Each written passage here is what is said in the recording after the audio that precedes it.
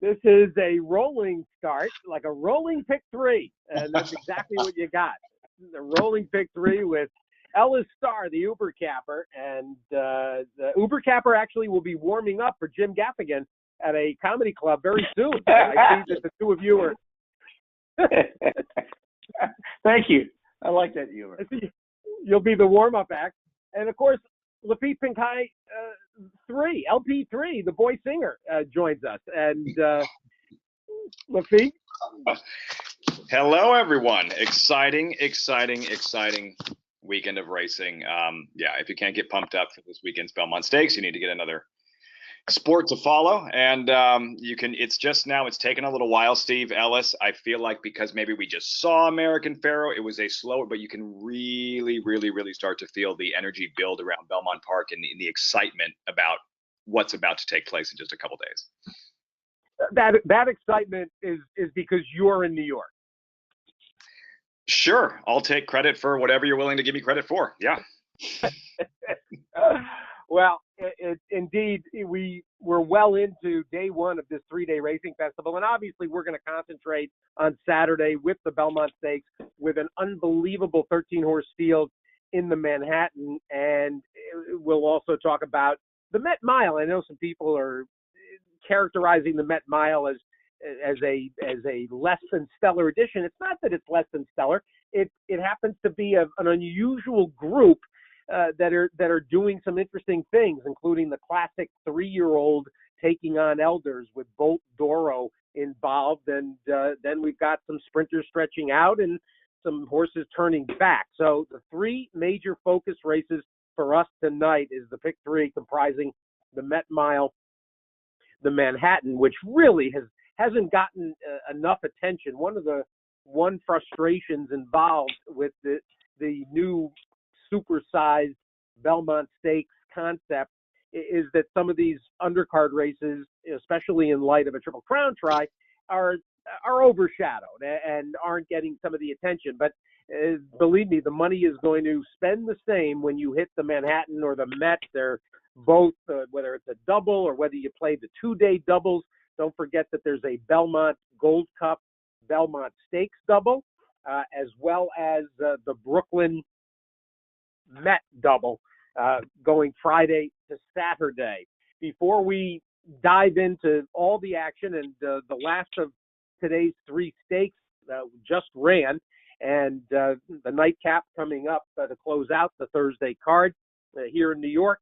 But let's get a couple of notes in and a couple of flash sale opportunities, because it's a perfect time. We're on the end of the winter-spring cycle of the Triple Crown, and it will not be long before we're talking Del Mar and Saratoga, and Stats Race Lens will be invaluable to you in those settings. And the monthly unlimited subscription, that's normally $129, $50 only. And if you buy one, you get one free. That's for the new subscribers. You can use SRLM 50FB. SRLM 50FB. And the day passes are on sale as well. $5 gets you in. Why not use it tomorrow and Saturday? And the promo for the day pass, SRL DP 5FB. SRL, Stats Race Lens, DP, Day Pass, 5, the fin out of your pocket, FB. Slash something. So there's your Belmont Week opportunities.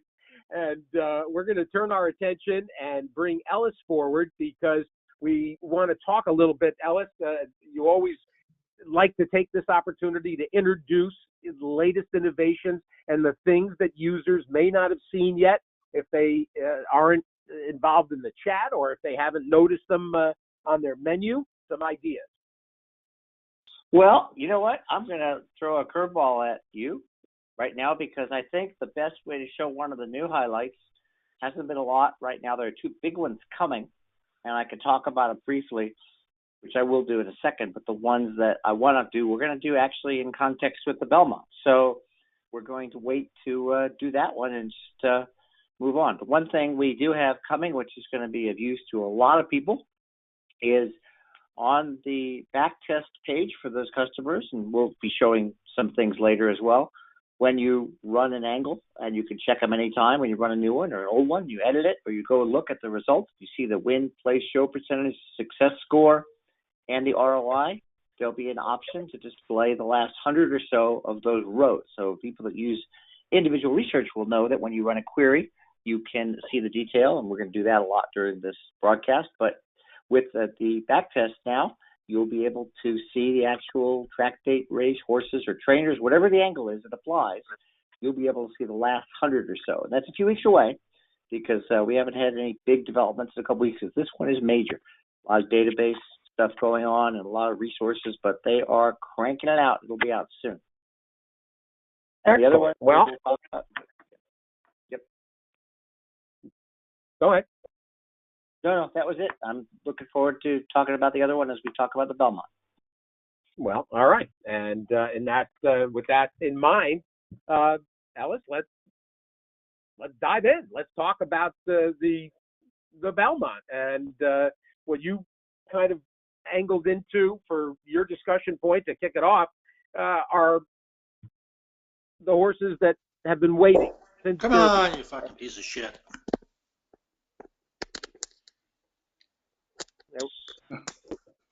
Somebody's not muted.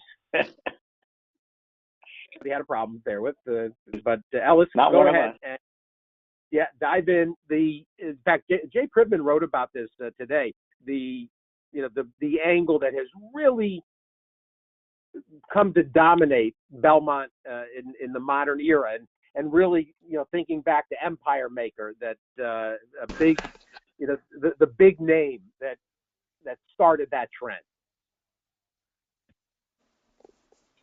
Well, it's just part of the whole experience now, and we love. I mean, I love big days. To argue about it, friendly on Twitter, as friendly as Twitter could be these days. We're not talking about Jim Gaffigan, and it's just wonderful. I mean, just the buzz of the big days and the cards. I mean, today's card phenomenal, Friday's card phenomenal, and Saturday's extra phenomenal. So the Belmont is the jewel to that, and. Just talking about the race itself, I think before we get into the handicapping, if we want, I mean, how would you tackle the race when you have a Triple Crown on the line? I'll start by saying when American Fair was going for the Triple Crown, which was when Stats Race Cards was still in development, not official, I felt I had to, I felt like I had to put American Fair as my top pick. Now, he scared off so many horses, it was a little easier to make him the top selection for the Belmont, but I don't feel the same way this time.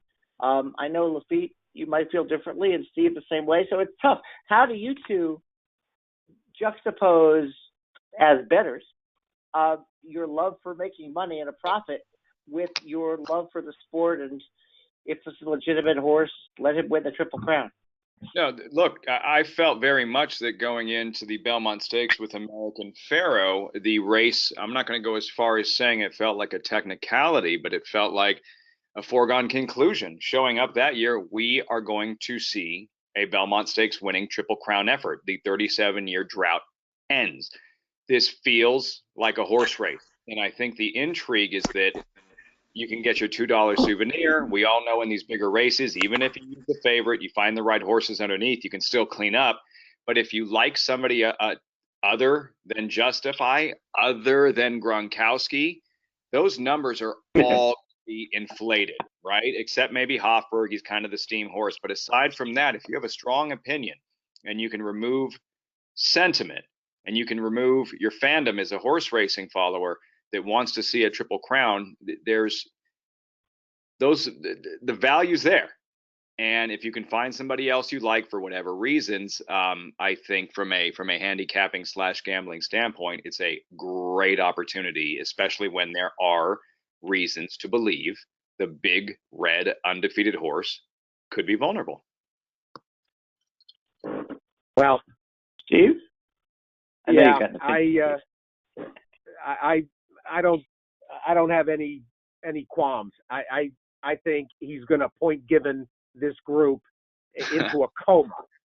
I think he's going to absolutely drill what is an okay set of horses, and I don't see how this is any different than the Preakness, where we talked Ellis, going back to the conversation that you and I and Dan Torshman had, I think we really gave people a leg up when it came to, because I certainly heard from enough people that we urged them, to leverage the opinion and to not be afraid to heavy up their increment.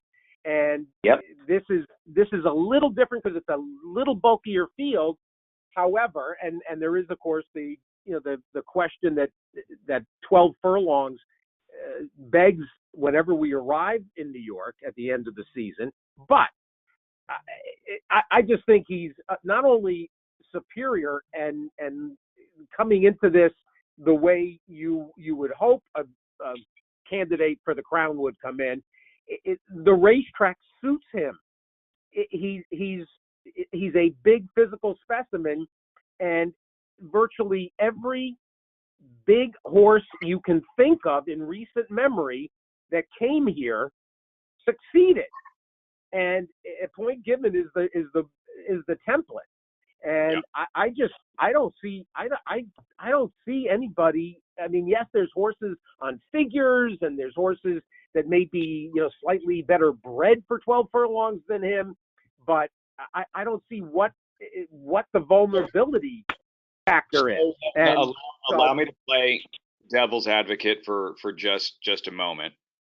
In that, and we all follow, along with horse racing, we all follow baseball, football, basketball, hockey, mainstream sports. And from time to time, you may see a big name head coach or a manager who might be struggling with that particular team once in a while. And you'll hear a general manager or an owner give him the proverbial vote of confidence, right? And the next thing you hear, that coach might hear, is he's fired. I think the equivalent of that might be, and I've heard this discussed on your show, Steve, is when you hear owners of horses, trainers of horses, when they're getting a big horse ready for a big event. God, I wish the race was this week.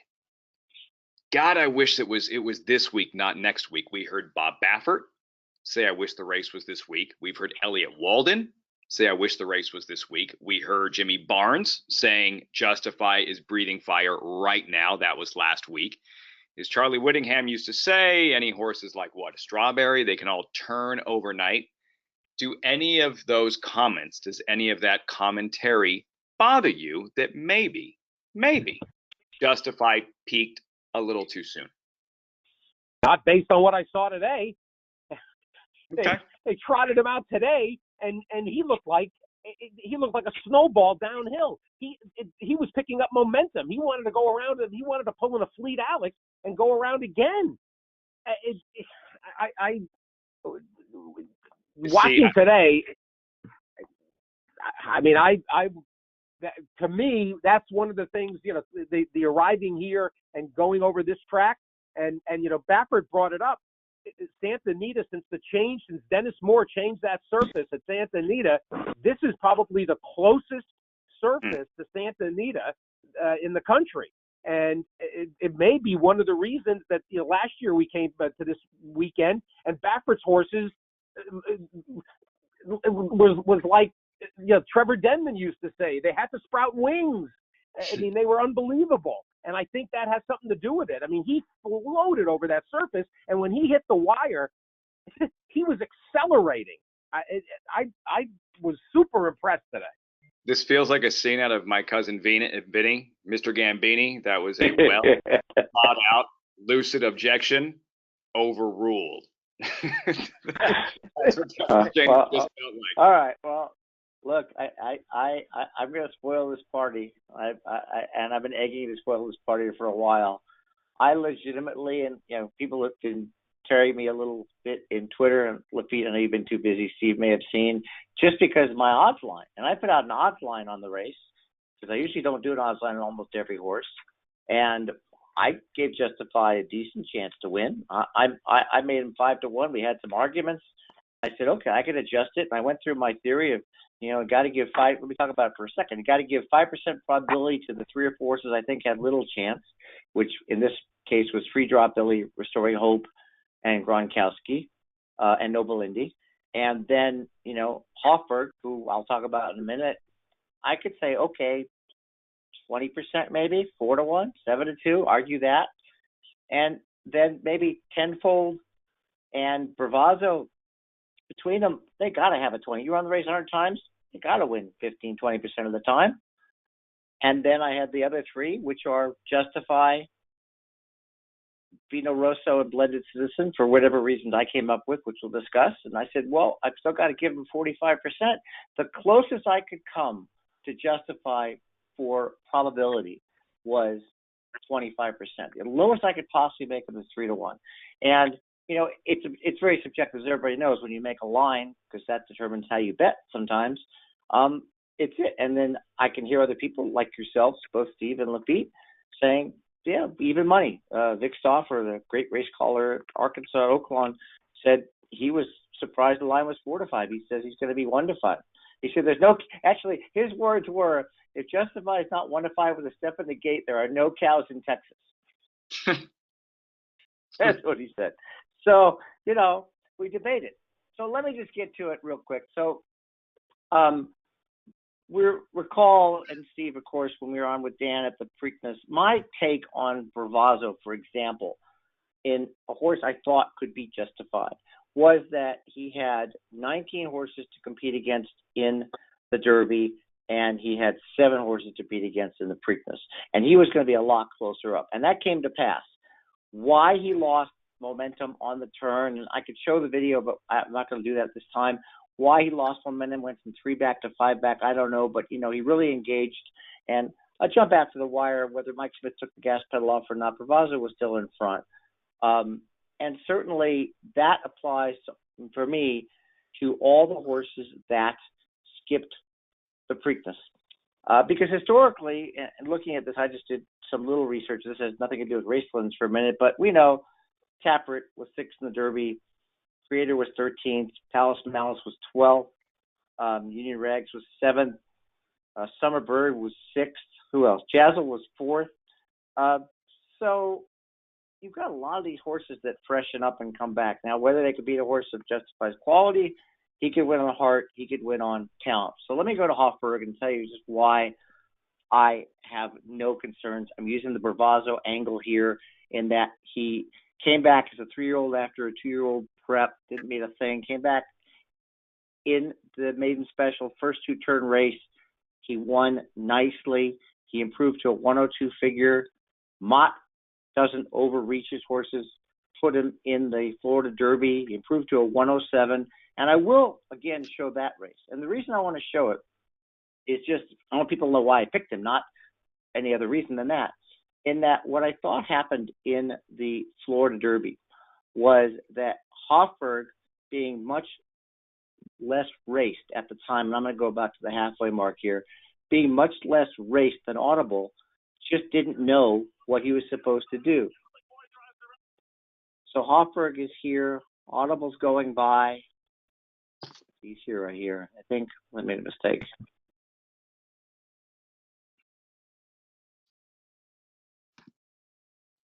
I guess I caught him at the wrong time. Let me back up again and do that again, because he was the 9. No, he was 8th. He wasn't the 9. He was the 7, right? There he is back here. So Audible's going by him right here, and he doesn't know what's going on. And he starts to go, well, I bet you get in some gear here, and he's going to follow. He's going to go from 8th to 2nd in a quarter mile, the same way Audible goes to 1st. And I think that was a very mature race for a lightly raced horse. He's doing it all on his own, by the way, at this point. And he's going to just continue to rally and come on and clearly get 2nd. This move on the turn is fantastic. My point in showing this is that he was really coming into his own. And then he hits the 20-horse field in which anything can happen in the Derby. And like others, traffic trouble, just to remind people, I'm not going to look at the video, remind people of the chart, which, of course, so many horses get in trouble when you have a race like this, but specifically Hofburg pumped at the brake, steadied off heels, steadied again, altered out. I mean, that's enough trouble for 2 races. So my point was that I am going to ignore the Derby. And as with Provazo, when I looked at his race at the Risen Star and said, okay, if he improves off the Risen Star, he could run well. That's why I'm picking Hofburg. Then you have the questions about a course, sire, pedigree, trainer, etc. The most important thing, and this is one of the cool things about Racelens, is examining horses' pedigree for 12 furlongs. And I have a template I already set up. The wrong one, sorry. I have one here for 12 furlongs, dirt, 5 years for the sire. And so this would be Tappett's. And, you know, I forget stuff sometimes, I will admit. And when I sort on it, I go 7 for 23 on 16 horses. Oh, well, there's a Belmont winner. There's a Belmont winner. There's a Belmont winner. There's a stakes winner. There's a Belmont runner-up. There's a Belmont third-place finisher. I mean, just unbelievable. And then going back to, of course, we know that Mott won with Drosselmeyer. The other thing with Hofburg would just, let me check this. His damn sire is Touch Gold. Touch Gold won the 97 Belmont. So I'm going to make it kind of simple here. I pick Hofburg because I think he's going to move up off of the Florida Derby. I think he's going to be a lot closer, certainly than he was in the Derby. And horses at rest and come back and beat all horses except super horses. So justifies a super horse, certainly will contend. Then the next thing was looking at trainers that had success. And of course, we know how Pletcher is, but to really put it into terms, it's the same thing here, not just Pletcher. We're going to look at everybody. This is one of the features I'm going to, should have done it for, I'll come back. I think I have one here. I should have put it at the bottom yesterday. 12. This is 12 to 16 furlongs, so it's almost close. And then Pletcher himself, 8 wins, 29 starts, flat bet profit, not a lot of starters. And you go back and you go, okay, made from Lucky, Capret last year, Coach Ing, which was the Brooklyn, I believe. Micromanaged Palace, Malice Destiny, lost by a nose. Now, here's the new feature I was telling folks about. So I don't have to go horse by horse now. If I want to see how every trainer does, there's a show all button now on this, which will give me the synopsis of every trainer at that same category. Because now you say, oh, Fletcher's good. Well, maybe everybody's that good at 12 to 16 furlongs. And this is going to run through tens of thousands of races, takes about 90 seconds usually, hopefully here. And you can chime in while this, either of you feel free to chime in while this is generating the statistic right now. Here it is. So all trainers, and I'll just sort by number of wins rather than win percentage to get an idea.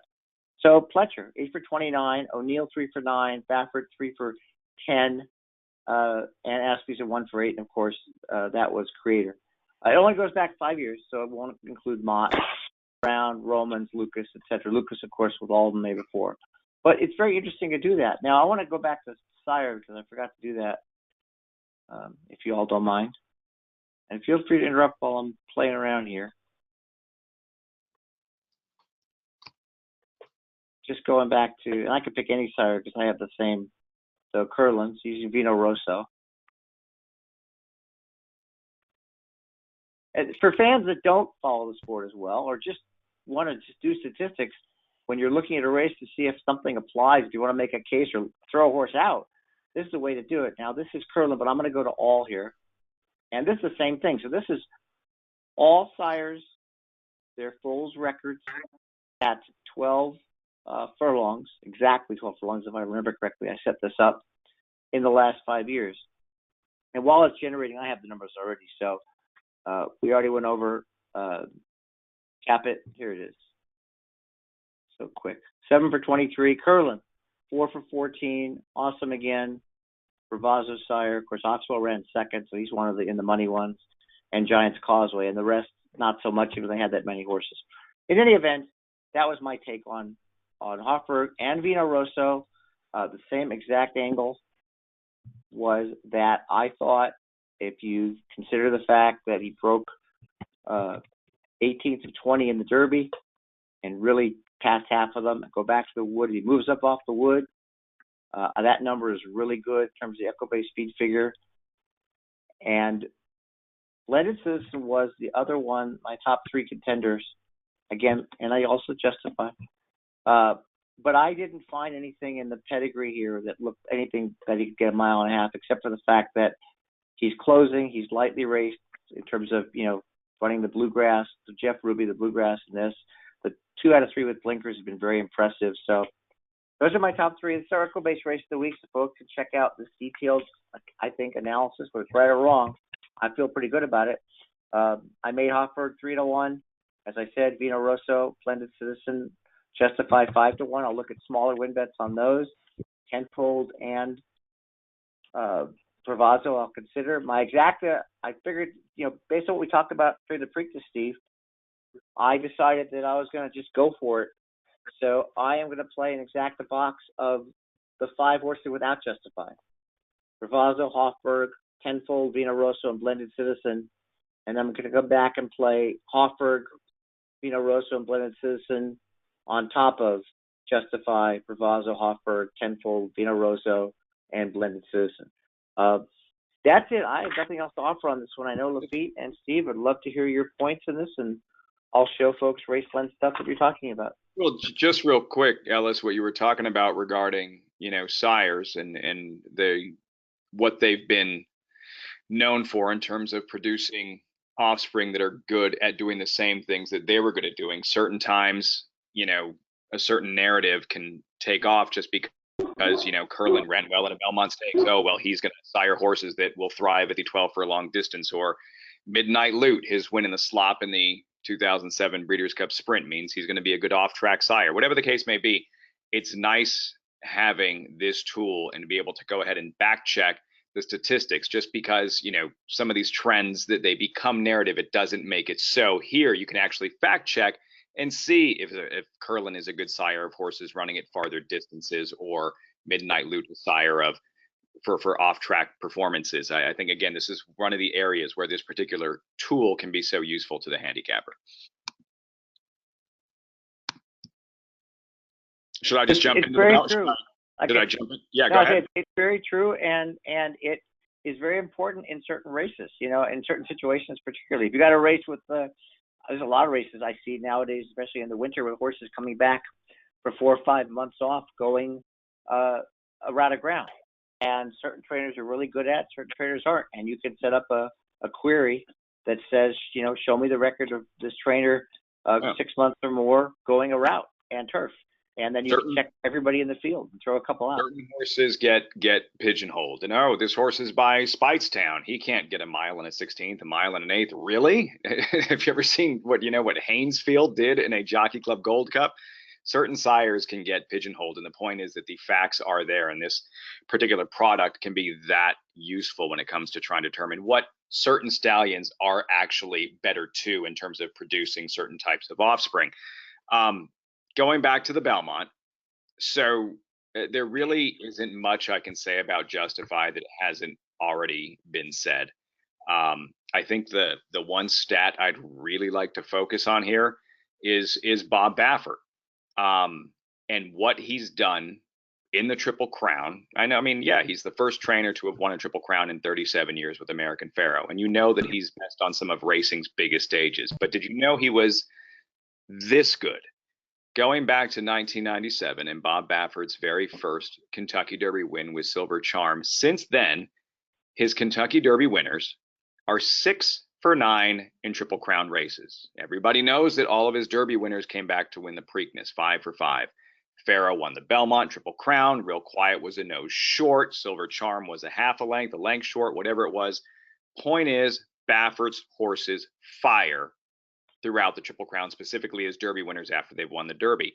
To put it into context, if you go back to 1997, and every single Kentucky Derby winner since, trained by somebody not named Bob Baffert, a combined 6 for 27 in Triple Crown races. That's not coincidence. Baffert's not just the guy who happens to be in the right place at the right time training the best horses. His horses are 6 for 9. His Derby winners in Triple Crown races, including Real Quiet's Nose Defeated and Silver Charm. While every Derby winner since 1997, a combined 6 for 27 in the Preakness in the Belmont. That is the ultimate when you're having that debate in the barber shop about who the best ever was, or whatever the conversation might be, as the best dirt trainer of all time. Like, that's kind of the microphone drop statistics you throw out in terms of how truly exceptional Baffert has been in this very situation. We know how good Justify is. If somebody beats him, it's not going to be because he regresses. Somebody's going to have to, their A game needs to be better than Justify's A game. So those are the stats regarding Baffert. I'll ask you guys, and this is something we can go ahead, Ellis. No, I was going to say, I have on the screen something, it's not Triple Crown races, but it's amazing to me, and I will say this, you're right. Bob Baffert, and this is one of the things that as a handicapper, when you look at a race, can a trainer keep a horse's form? So Baffert, the last 2 years in dirt routes, when his horse won its last race, whether it was a sprint or a route, he's 43 for 93. It's 46% with a flat bet profit. Now, if I go ahead and change that and just do stakes, I'll bet it's going to be just as good. So to your point, I guess to some extent, I agree that there is nothing to do with training or the trainer that would tell me this is a horse I'd want to take a stand against in that category. It's one of the really interesting things about the program is you can do that. And it does show you, because the average trainer, I think last time I looked at statistics, back-to-back wins is about 16%. So he's an outlier here. It's even worse.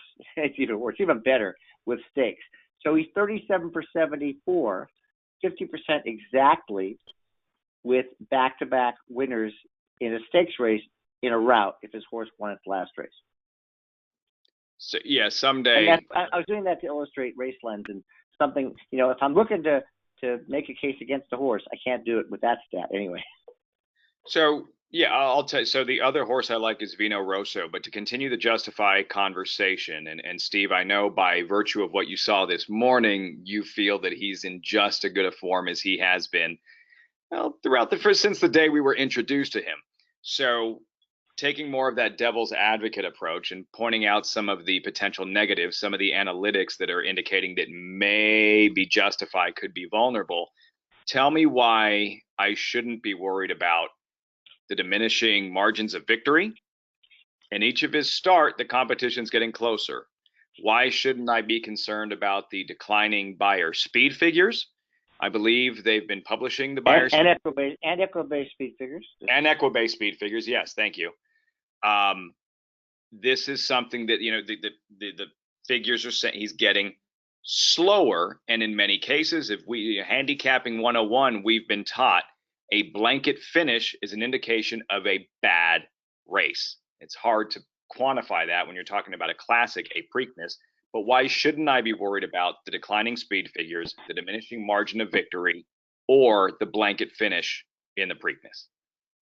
Well, first of all, you're spending way too much time with Bailey and Moss. That is evident. I have not had this conversation. I promise you. Well, then you were listening to the tape, but from after the Santa Anita Derby or after the. I couldn't believe my ear.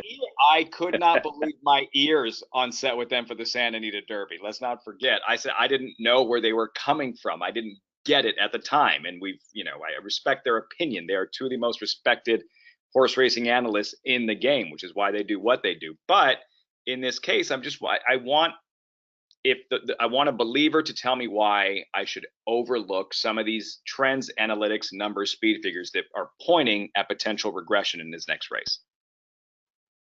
So if you're going to use the figure argument, why don't you parse out the wet track figs versus the dry track figs? There's an argument that can be made using figures that this is not a horse that relishes a wet track, and that in fact his talent basically carried him over the wet tracks. And you put a line through them and look at the figs on his two dry fast performances. and it's the two best performances of his career. There's also the element that you can fold in about, let's say, the Derby pace, which was a breakneck pace, and facing off against the juvenile champion for basically a mile and an eighth and beyond, shoulder to shoulder. And what I don't understand about the vulnerability equation is the fact that this is a horse that has already done some things that in fact should elevate our perception of him, and not question where he stands here. And the other element that has to be brought in is that the pace scenario is always different in this race. And I'll go back to his physicality and the unique circumstance of having a mile and a half oval that has turns that are so gradual that riders and even horses don't even know that they're in a turn, and that this plays right into the horse's wheelhouse. They're not going to go as fast early.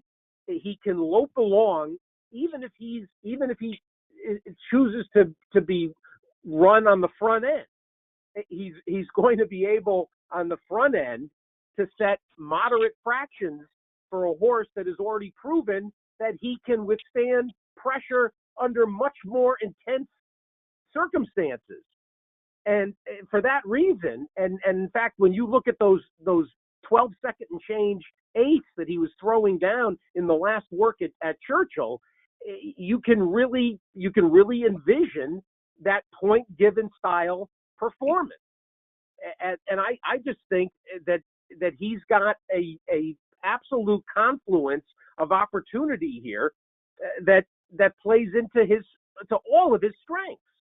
If what you're saying is true, and Justify does not love or really like a wet racetrack, and he's done what he's done, you're talking about Michael Jordan, you're talking about Babe Ruth, you're talking about 97 Tiger Woods, period. I'll be quite content to have those comparisons at 7:00 on Saturday night. And we spent all of a month after the Santa Anita Derby. We spent a month saying how the horse is too inexperienced and can't possibly win the Kentucky Derby because he was unraced as a 2-year-old, and no horse since Apollo. And so now we're 5 weeks removed from that. Not only does he win the Derby in something of a cakewalk, but he also, under terrible conditions in Baltimore on a racetrack that is not conducive to his physical properties. We have explained to people till we're blue in the face that Pimlico has no banking, virtually no banking, 8 degrees instead of 14, which is the normal degree banking on most racetracks. So a big horse like him on a slick, messy, wet surface, there was, to me, that performance in Baltimore in many ways is the best that we've seen, because I don't think there was anything about that scenario that was positive for him, and he still overcame. And he's been overcoming now since February. And he hasn't lost weight. There's even an argument that he's actually thriving under these circumstances. And listen, I understand the wagering angle of this.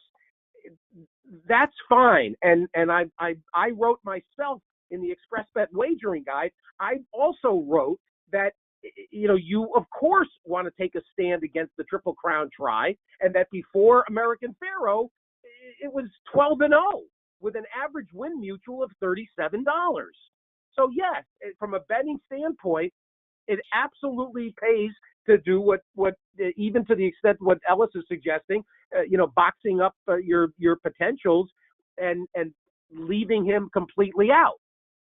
That's fine. I go ahead. but make sure he's on your multis. I mean, don't get live in the pick 5 or the pick 4 and say he's not on any of my tickets. Good luck to you. No, he's on every one of my multiples. There's no. I said that in all the articles. I said there's a whole different ball game here. You wouldn't want to get left out if you got good prices before and after. So exactly. There's no question. So all of the Preakness, Steve. We talked a lot, you and me and Dan, and I want to hear Laffit as well. Give me your play that you play multiple times in the Belmont to make money with the odds-on favorite. Basically, to me, Vino Rosso is the obvious mojo horse that has got the pedigree, that has got the running style, that has the dirtied up, muddied form coming out of the Kentucky Derby. He's got the powerful Todd Pletcher angle. And it's always at this juncture that I remind everybody who dumps all over Todd about his Derby record. If you're going to dump on his Derby record, you better put him on a pedestal for his Belmont record. It makes me nuts because he's about 3/4 of a length or a length away from 6 Belmont wins, which is Woody Stevens country and beyond. Absolutely, and so you've got all those things going for you with Vino Rosso. The horse. If we're looking to discuss ticket building and getting horses on your ticket, particularly the 3rd and 4th rung of the Tri and Super, the horse that's being overlooked that is a huge mistake is Free Drop Billy. If you want to ignore all of the the obvious signs, including his pedigree, which screams this trip, he is the brother of Hawkbill. I mean, there is so much to like about Free Drop Billy in here, and you want to talk Belmont record. Dale Romans has got 4 third-place finishes in this race. He knows absolutely what kind of a horse excels in this setting.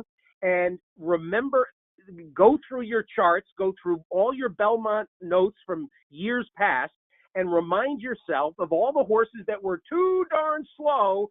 They might have been too darn slow to win the Derby, but they're just slow enough to succeed in the Belmont. And the horse that I'll remind everybody, and I didn't win, but I lost the photo with Commissioner. But at the same time, I mean, he was the poster boy, a horse that was running low and mid-90 buyers, but was going to churn out grinder 8s. And you could make the case about Irish War Cry last year as well. I mean, this is a race that is not to the swift. It's to the horse that stays the trip. And so you throw out certain portions of your preconceived notions about these horses based on the speed element that we were so conditioned to be thinking about going into the Derby. I'll trot out. I haven't used it during this Triple Crown cycle, but I'll trot out something from one of the first Derbies I ever attended. It might have been, in fact, my 2001 maiden breaker at the Derby, and driving out of town and hearing a recap. And it was actually on a Louisville radio station, and just like a DJ or one of the stations that had been doing Derby cutaways. And the DJ talked about his uncle, and his uncle, who was an older guy that had carried around a maxim, a kind of a wives' tale about the Derby and the Triple Crown, which was the fittest horse wins the Derby, the fastest horse wins the Preakness, and the best horse wins the Belmont. And my whole drive home to New York, pretty good. I kept chewing on that. And Ellis, you live in Kentucky. Maybe you've heard that. And when you go through the Triple Crown and you look at years past, it's a very accurate assessment. And the fact is, this was the fastest horse coming into the Derby, or the fittest, just by virtue of Baffert. He was the fastest horse coming into the Preakness based on all the measurements, and he's the best horse in the crop. So I just, those kinds of things, fit in. And so you you look at horses that that have got qualities that are unusual in the Belmont. And so I'm going to use Pre-Drop Billy, and I'm using Vino, and I'm using Restoring Hope, who may be the best bred horse for the trip. And I just, to me, Hofburg is maybe the worst value in recent memory. The people flocking to, you're going to flock to Hofburg at 4-1. I don't get it. To me, I mean, you can use him and protect with him and whatever, but to me, he's a worse play than Justify at 4-5. Does anybody care about the strategy to be employed by Castellano on Noble Indy? And Mike Rapoli says he will be in front. And we know that Baffert, as he has said since the draw, well, our options are limited. We have to go. Is any concerns there about two horses co-owned by the same entity somehow hooking up with a Triple Crown on the line? Well, while Steve's talking about it, I'll just go to the pace view and see what Racelens thinks. But I don't have an opinion, but Steve might. And then we should probably just, if he give out an exotic, and then we should move on to the next. It's Vino Rosso for all the reasons that Steve just mentioned. For Pletcher to say that it takes a pretty good horse to run ninth in the Derby when he did no running whatsoever, talking about Vino Rosso and the fact that they were still flushing out his eye full of mud the day after the Kentucky Derby just lends perspective to how brutal of a trip that really was and how much mud he took. And the fact that Pletcher says he did not run, for me, it's Justify and Vino Rosso. And being that this is a Stats Racelens webinar, I wanted to pass along one more stat that blew me away regarding acknowledging what it is that Justify is actually doing here. And that is that the first 12 Triple Crown winners, their average career span, this is going into the Belmont, not exiting, 14 races, 11 and a half months. First 12 Triple Crown winners, average career, 14 races, 11 and a half months. Justify has raced 5 times, career spanning 3.5 months. This is unprecedented. We've never seen it before. I don't think we'll ever see it again. So Racelens projects the running style, just real quick, Justify Noble Indy, but as far as the pace, Justify has the big edge over Noble Indy. He's here on the outside now. If he does go, that changes it, because you can see when you think of where a horse breaks, they're going to try and go to take position. So it could be the best closer in the race, according to Racelens, is Blended Citizen. And as far as the true odds goes, as I said, Justify, Vino Rosso, Hofburg, and Blended Citizen, who, by the way, is the only overlay, because true odds assesses his chance at 10-1, and of course he opens at 15. There's no way they hook up, right? There's no way Javier, he'll herd horses a little bit. He'll shave you. He's a 4-time Eclipse Award winner. Castellano, one of the best jockeys in the country, in the world. Co-owner Mike Rapoli says, we'll be in front. We'll be in front. Bob Baffert says, we have no options. We have to go. There's no way they hook up, right, and take some of the stars out of one another. There's no way. Noble Indy cuts in to Justify and perhaps softens him up just a little bit for the latter stages of this 12-panel 1.5-mile Belmont Stakes. That can't possibly happen, right? Listen, anything can happen. I don't think that Justify is displaying any of the kinds of symptoms that you would expect that you are looking for a horse that's frazzled, a la Sunnyside, for instance, who got away from Robin Spulin in that 57-second workout and was just, too keyed up. I don't see that from him. And, I think Mike Smith can, is going to look and see who wants to go. And if he takes control, he takes control. If somebody passes him on the backstretch or on the turn, I don't think that he has to absolutely, run with him and start to spar. He hasn't shown that he's got that kind of a hair trigger. I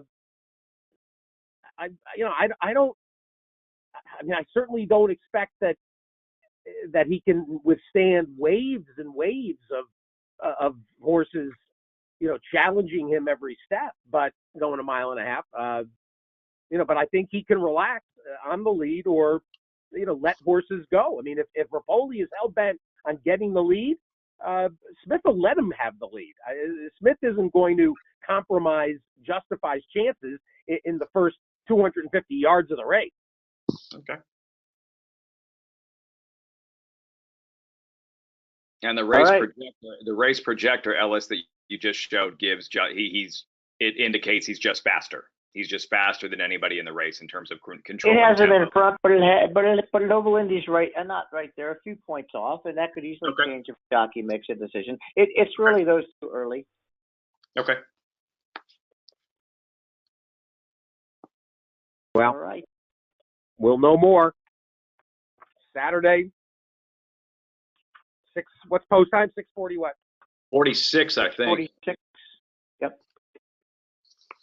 All right, let's turn to the Met Mile, one of the great races, and it's a very unusual group of horses that have assembled and Pete?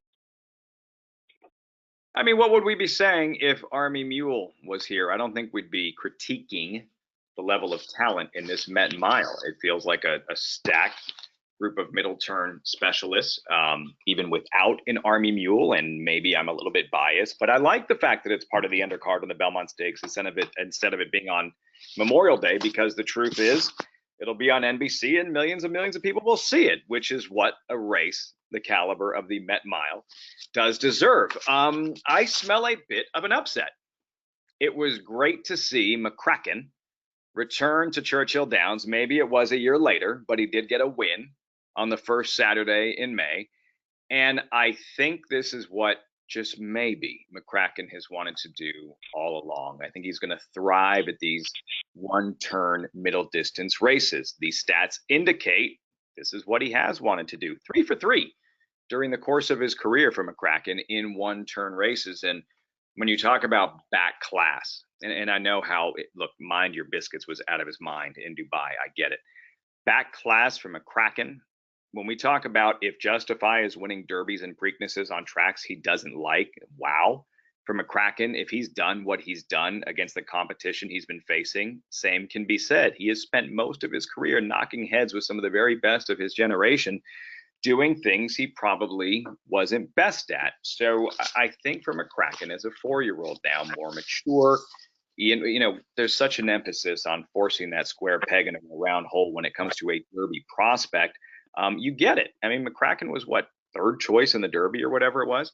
But now they have him doing what I think he's going to thrive at. I like McCracken, who is, 12 to 1 on the morning line for the Met. I have him on top.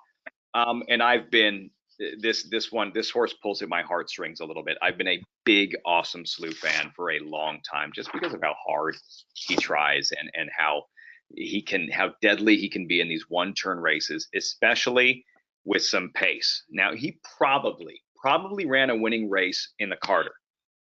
Nobody on this planet was beating Army Mule that. Nobody.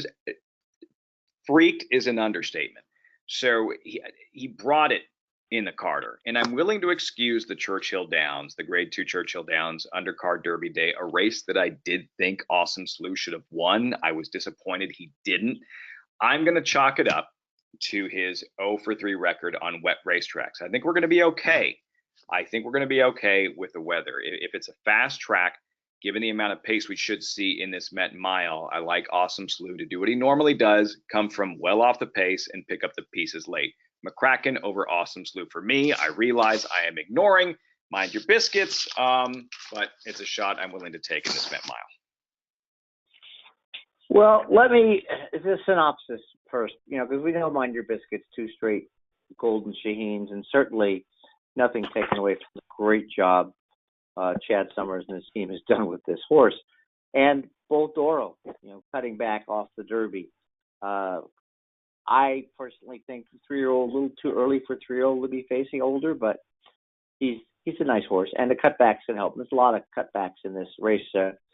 One of my mentors, Jim Quinn, always loved 7 furlong races, horses cutting back from 2-turn middle distances. So this 1-turn miles, not much different than that. And then, of course, you got the 3 horses, including Awesome Slew you just talked about, coming out of the Churchill Downs, including Limousine Liberal, who loves Churchill, but he's good at every track. He comes from off the pace. And, of course, Warriors Club, Lucas's Charge, who just runs his heart out and has really turned into a really cool little horse, almost winning at 24-1. But I'm going to do the opposite we did, or the same thing we did with the Belmont. And I didn't start with the pace projector because I looked at horses' running styles anyway. So let me actually do what I did, which is I look at the horses on paper or in the screen, and I see a horse like B Jersey who got the outside post and all 4 wins. When you back up from the win, all 4 wins are wire to wire. So this horse is definitely a need to lead type. It's interesting that he doesn't wear blinkers, which you think of, but that's his style.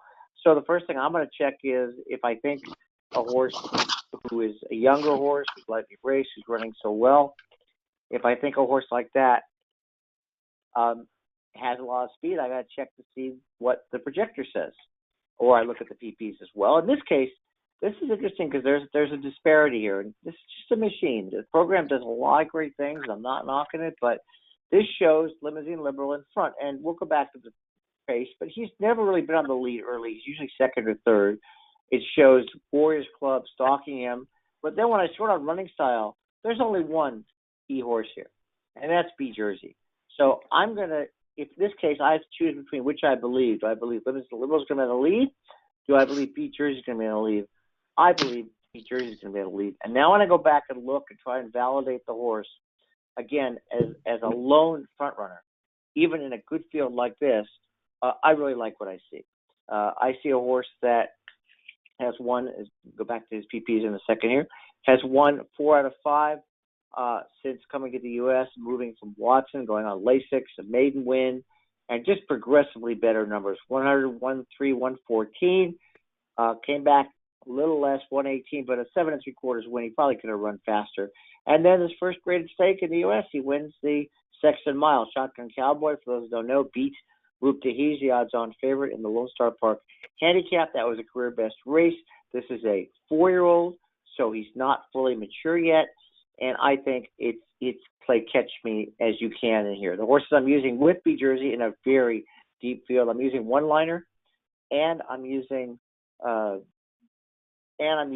McCracken, and I love the odds of McCracken. Both, of course, were 3-year-olds on the Derby Trail last year. One Liner winning his first 3, including Southwest, going on the sidelines for a year, coming back and winning his second start back, and then not really disgraced on that sloppy track he may not have liked there. Laffit, already mentioned McCracken. I was showing the video as you were talking, Laffit, because it really doesn't do justice to the fact I took a stand against him that day because he was a favorite. And, he hadn't shown anything. He was coming back from 7 months. But in my opinion, this move from 9th, 7 back to 5th, 3/4 to 1, that was under his own power. Hernandez didn't do much coaching there. And so I think second off the layoff, he's going to run even better. And, he came within a nose of posting the mild upset in the Haskell after the Matt win following the Derby debacle last year. And then Good Samaritan is the last one I'm going to throw in because he too cuts back. Now, what's interesting is Good Samaritan's never run. I kept looking. He's never run in a one-turn race, even started his career. He started out 2 turns on turf, and then these races at Saratoga, the Belmont, the Jacob Gold Cup, everything's 2 turns. It's really interesting. Mott, and I'm going to trust Belmont here like I am with Hofford, is cutting the horse back. So real quick, my picks in the Met Mile, I'm going to use B Jersey as my key on my A tickets. I'm going to use Good Samaritan, McCracken, and One Liner on my B tickets as well. And I'm going to box up the 4. I might put Mind Your Biscuits in second because he's going to come flying. It's tough to not go deeper, but Limousine Liberal, I can't knock. Warriors Club, Awesome Slew. Steve, what's your opinion here? Real quick, yeah. If Good Samaritan wins the Met Mile, Hofberg's going to be 2-1 at post time for the Belmont. Yeah, you're not wrong. You're not wrong. There's plenty of pace in here. When you have stretch out sprinters in the one-turn mile like this. The pace will get spirited. For those that are Mind Your Biscuits fans, he's going to get a pace. He's already proven that he can, and Rosario can get out from under the one hole. But I'll tell you, I completely am in line with Laffit here, with Awesome Slew, and to an extent with McCracken as well. But Awesome Slew, this is a mammoth spot and just a real opportunity for him.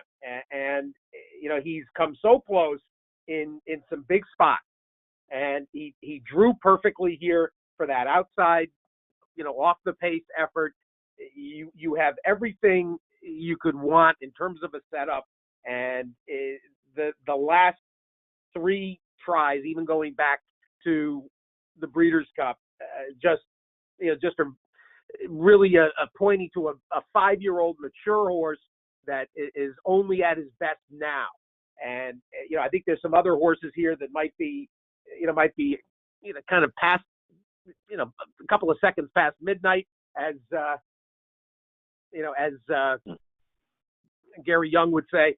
So I think that you've got Awesome Slew exactly where you want him, and not only that, you're going to get, I think, because of the breadth of this field and because of the appeal of a few horses, in particular Voltoro, and people looking at the weight break, etc. I think you're going to get a square number on Awesome Slew. So he's my key without a doubt. But this is a really fun group of Met Mile candidates. So don't get talked off, because I think about 8 of the 11 have got exact possibilities. Let's turn to the Manhattan, and Ellis, roll through. We got a couple of minutes before we have to get Laffit off to his next assignment. And the Manhattan, with a group of 13, came up, I thought, spectacular. Well, this is a typical, really deep field, and absolutely correct. So, to your point, that's what I did in this race. I concluded with a couple of exceptions, like Alexios Komneos, Hello Hantan, Julio, and Cacho and Die. Nearly every horse could win. So I went and did the reverse of what I normally do. It's kind of the way you play handicapping contests, is you look at horses and you ask yourself, why not? And this isn't going to be as much about race lens as it's going to be about handicapping. We can look at the late pace in a minute, and maybe when you have something to say, Laffit or Steve, we can get to that. I landed as my 2 key horses here. I'm going to play right now to say Exacta, 7-11, which is Manitoulin and Fashion Business overall, and Turn It Around. And I don't know what I'm going to do in multiples. But Manitoulin is a horse that won, and again, this comes to the depth of this field. He won the Hollywood Turf Cup. He beat older horses. He beat Flamboyant. He beat a bunch of nice horses. Smith rode him for the first time in that race. It was a career best tying race where you back your allowance. The thing about Manitoulin is, here's the switch. He was gelded last April, or reported as gelded last April. And then all of a sudden, a win, a very good fourth, a second, a win. Don't know what happened in the Sycamore, a win. And that race actually wasn't too bad, because he really got bounced out early and just didn't have anything. Smith gets back on, and Jimmy Toner, goes back to Smith. I'm sure he had lots of other jockeys, but Smith's going to be here. He said, oh, you know what? You rode the horse the best you ever. You got him his best win ever. Let me put you up on this. And off the layoff, that beaten 3 lengths wasn't too bad. Second off the layoff, I expect a huge effort. So this is just a why not play. The other one is a little crazier because he hasn't won a stakes race yet, and he's still eligible, I think, for his second allowance condition, and that's Fashion Business. Shipping out, Flavian Pratt rode the horse today, ran really well to a win. This is a horse that started his career on all weather. He did run a mile and a quarter. He won nicely, field of 9. And then first U.S. race, nothing. Got the hang of it a little bit. Beaten a head in the La Jolla last year for 3-year-olds. 5th rested. First 4-year-old race was a pip. And what's interesting about him is, again, talk about breeding, and I don't even need to look up the breeding. He's a Frankel. And when you think about what Frankels, produce in terms of horses that can run a mile and a quarter, mile and a half, I don't need to go into it. This is a horse that we're going to love the mile and a quarter. And again, just using figures here, if I want to compare him to, let's say, one of the favorites, let's go Robert Bruce, who won the Fort Marcy 104 figure, 117 and a mile and a quarter in his native Chile. The other favorite, High Happy, who won the Man Award, 103, 104. Just the final figure. By the way, buyers are similar. Sadler's Joy, same kind of thing. If I think about all those, 103, 122 last year in the McDermott in March, and then the Breeders' Cup 123. But otherwise, in the 110. And then I go back and I look at Fashion Business, and I see that last race, and I imagine he's going to run better second off the layoff. And I know he's going to like a mile and a quarter, and I know how good Phil D'Amato is. I got to tell you, I love this horse as a bet. Not just a horse, but a bet. So I'm just going to kick it out, guys, saying 7-11 overall, all over 7-11, and I'm rolling the dice. Laffit? Exciting edition of the Manhattan. I always get excited when you see whether it's the Turf Classic at Churchill. I realize the Dixie didn't precede the Preakness this year. The Manhattan before the Belmont. It's when the day. I mean, it feels like a Breeders' Cup program with the Triple Crown Bred at the end of it, but still, this is where it starts to feel just real, like you know what's next. And what a great appetizer right before the headline event. I tried to get creative because of the depth and the talent in this field, and I kept coming back to Beach Patrol and his unbelievable consistency. You look at his speed figures. It's one of the, you can't quantify this with statistics, but he's a fighter. Beach Patrol is going to show up each and every time. Chad really got him going once he stretched him out. I realized he didn't run very well in this race last year in the Manhattan. And looking back at the Turf Classic, I think you fold in the wet turf course on the undercard of the Derby. I think that cost him. I think the layoff cost him. Remember, I like Yoshida going in. Yoshida ran huge, but that wasn't Beach Patrol's best race. And with that effort under his belt coming off the layoff, I think you see the real Beach Patrol. And as tempted as I was to try to get creative and reach and find a price, I kept coming back to Beach Patrol. The other horse I'm going to use, drawn to the extreme outside, Spring Quality. He's always been just kind of overlooked and not really appreciated, and he's a good racehorse, and for a great trainer in Graham Motion, he's going to be close to the pace. He got first run on Robert Bruce in the last race in the Fort Marcy, and Robert Bruce still ran him down and beat him. But I think he needed the race, not having raced since mid-November. I think he moved forward off of that effort, and you're talking about a 6-year-old. Lightly raised. This is going to be Spring Quality's 11th lifetime start, and Graham has just now gotten around to dedicating his talents to racing on the grass. He's a long distance turf horse, and there's much bigger and better moving forward for Spring Quality. There's that hesitance because we just assume at some point a horse reaches a certain age and they are what they are. I still think Spring Quality has a lot of move forward in him because it's only recent that he's been exclusively dedicated to turf racing. And I think we see a big performance. I think he outruns that morning line of 12-1. So in the Manhattan, for me, I go with the favorite Beach Patrol over the number 13 Spring Quality. Well, this is as we kind of concluded with the Met Mile. This is a group that is super competitive. The one thing that's a little different in this that we haven't seen so far in the the long distance, the mile and a quarter to mile and a half turf races this year, starting in California and in Florida. The one thing we haven't really seen is a number of horses interested in the front end, and there actually are here. And I'm one of the biggest fans of Scooter Dickey that there is, and the job he has done with One Go All Go, and his name has come up repeatedly this year in our seminars, and everything about him is admirable.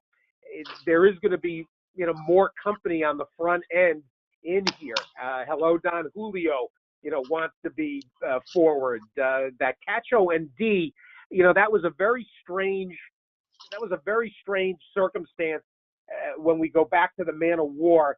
Here was a horse, you entered him and you wanted him to be, part of the pace. And then Alvarado, kind of took back with him.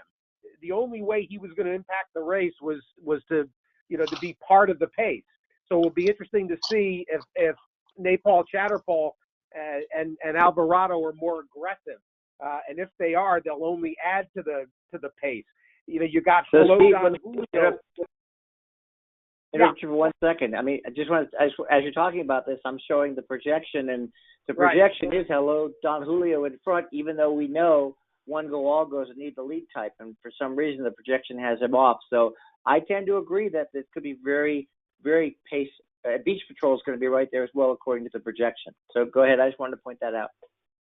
Well, the two horses that are going to set up shop behind the speed are High Happy and Robert Bruce, the horse with two first names. And the horse that is for whatever reason not getting the credit he deserves is High Happy. And this horse has turned into a monster. And I don't see how he does not get an absolute catbird trip in behind the pace. You've also got Robert Bruce, who might be a little bit behind High Happy. And so the two of them are going to save all the ground. And then there's Sadler's Joy, who I'm, a big fan of, and he's going to get the pace even when there is no pace. He is able to rally and show up late. I don't think you have to get overly creative beyond the 1-2 finishes in the Man of War. High Happy, Sadler's Joy, and I certainly have no problem with the horses that you want to use Ellis for price support. But I get the sense that horses are going to be coming from all over the place in here. So I want horses that are going to save ground. When you go 1.25 miles on the inner turf at Belmont, you better save some ground. And so I think you want to lean more inside than outside. So I'll key off a High Happy. I don't think he's going to go favored. So he'll be 4-1 maybe. Yeah, I mentioned Beach Patrol, Spring Quality. If you get anything close to 8-1 on Sadler's Joy, save. That's go time. Yeah, if you get I agree. I agree. Yeah. Well, before we wrap, let's any other spots on the card for either of you, horses you're going to bet that have caught your eye as you prepared for the card? Well, the only thing I looked at, I did the whole card, of course, for Equibase and all of our ADWs that they distribute my selections for.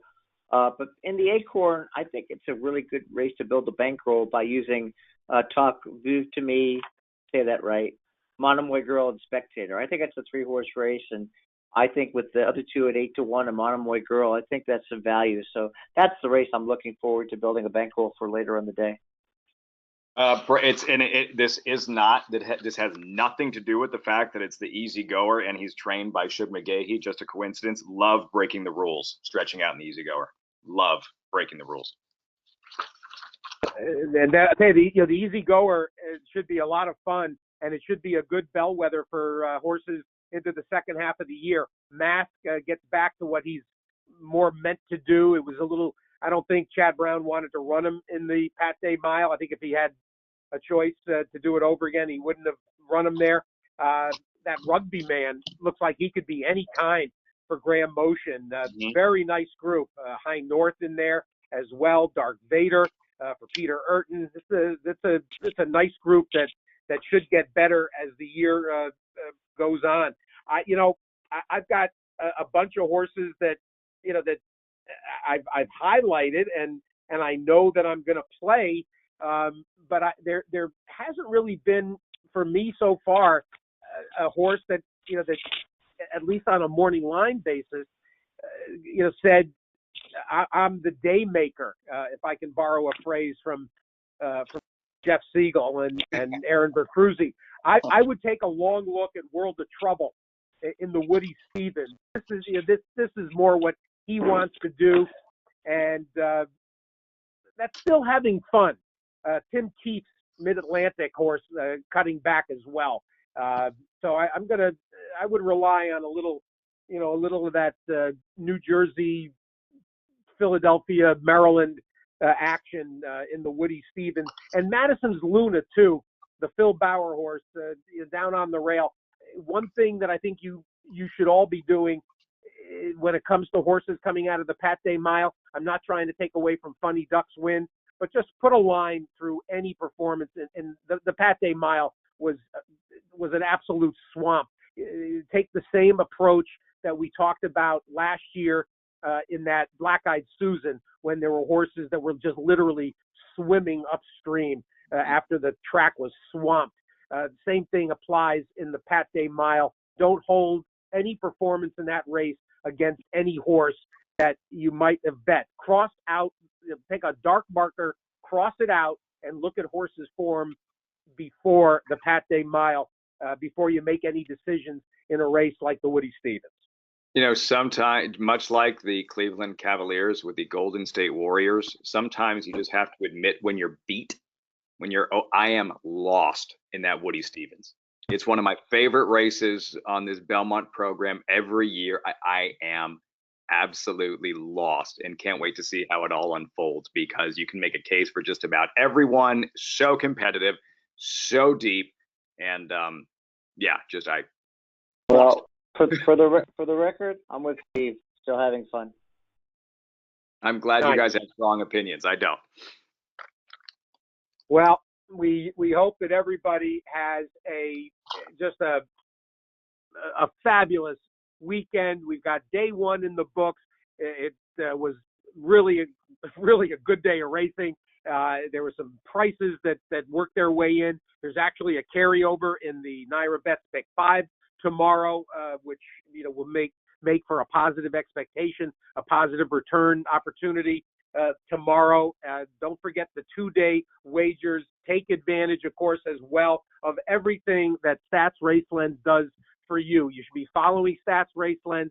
You should be following Laffit Pincay TV. You can follow me, Steve_Byk. You should be following Stats Racelens, Uber Capper. Any question you need answered, utilize, of course, the chat function, and everybody at the home office at Stats Racelens ready to help you if you have any question and any technical needs. Take advantage of the flash sale. Again, unlimited subscription, just $50 for a month. And if you buy 1 month, if you're a new subscriber, you get another month free. So that'll take you through June and through July to the start of Del Mar and Saratoga. And you use SRLM50FB, SRLM50FB for the monthly subscription and a day pass. If you just want to try for a day, tomorrow, Saturday, $5. And SRL DP5FB, SRL DP5FB. Final thought, Ellis, Starr.